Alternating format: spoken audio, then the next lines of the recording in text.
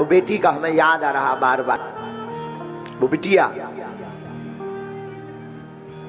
दिल्ली में श्रद्धा, एक विधर्मी दूसरे धर्म के व्यक्ति आफताब जिसका नाम था, उससे उसने प्रेम किया। पता है क्या दुर्दशा हुई? 35 टुकड़े किए गए हैं, 35 टुकड़े। मैं प्रार्थना करूंगा स्वधर्मे निधनम श्रेया पर धर्मो भयावहा। इसलिए तो हम कहते हैं अब ऐसे लोगों से बचने के लिए हिंदुओं को एक होना पड़ेगा, बहुत जरूरी है। हम सनातनी हिंदू हैं, हमारे अंदर हिंदू का खून है। हम जब तक जिएंगे तब तक सनातन एकता के लिए बोलते रहेंगे।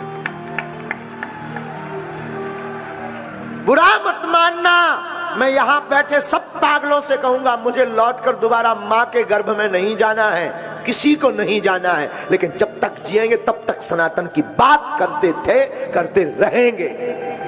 और आफताब जैसे विरोधियों को, धर्म विरोधी जो मानवता के भी विरोधी हैं, ऐसे लोगों के खिलाफ हम जंग लड़ते थे, लड़ते हैं और लड़ते रहेंगे।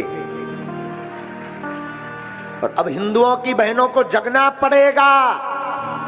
इन लोगों का एक सेकुलरिज्म है, एक फंडा है। भोली भाली हिंदुओं की बेटियों को प्रेम के चक्कर में फंसा करके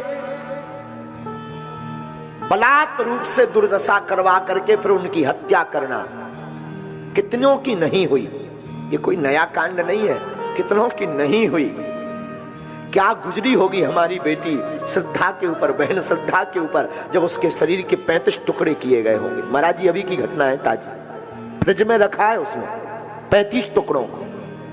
ज्यादा से ज्यादा 7-8 टुकड़े हो सकते शरीर के, 35 टुकड़े उसने फ्रिज में रखा है।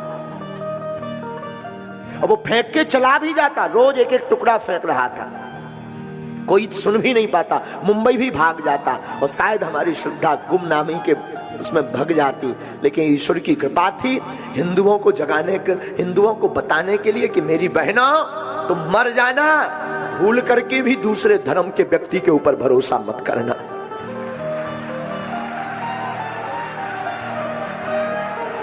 हम किसी धर्म के विरोधी नहीं है, पर सनातन के कट्टर हैं। तुम विवाह करना भी तो सनातनी से प्रेम करना, कम से कम वो मस्तक पर तिलक और गले में माला लगाए हो, ऐसे सनातनी से प्रेम करना, विवाह करना। मेरी बहनों, दूसरे धर्म के लिए बुरा मत मानना।